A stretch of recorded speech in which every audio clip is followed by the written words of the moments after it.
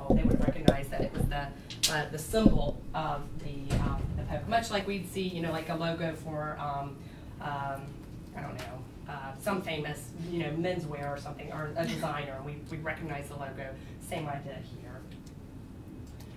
All right, so this is a little bit more about this scene and talking about the influence and the style of Michelangelo. The influence and the style of Michelangelo.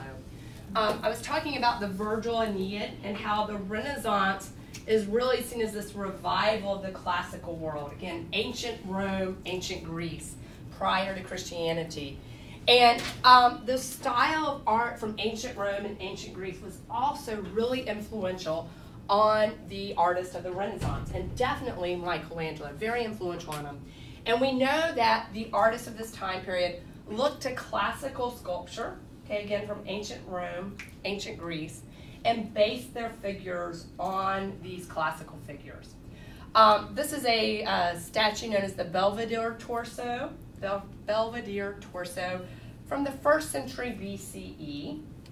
And scholars, art historians recognize that the musculature of this person's body, especially their torso, which is all we have left of it, was probably very influential on Michelangelo's design of Adam's torso, right? So he's looking back to these classical sources of art and modeling his forms after it. This Michelangelo, does he look sort of idealized? Does he look like a perfect type even by our standards of males today? Mm-hmm. Yeah, I mean, he's obviously been in the gym working out. Very muscular, very buff, you know. I think most people would be very happy to have this type of body, even today. And it was certainly the case in the 16th century. It was also the case back in ancient Rome, ancient Greece, all right? The ideal figure was this very, very masculine, muscular male. So that's a direct correlation there, or a direct comparison.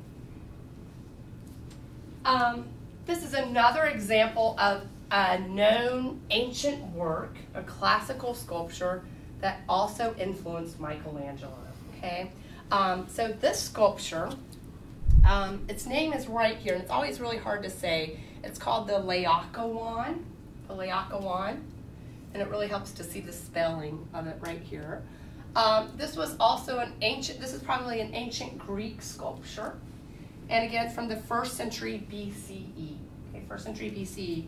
So while at the time Michelangelo is painting the Sistine ceiling, this statue is, if I can get my math right, you know, at least 1,700 years old.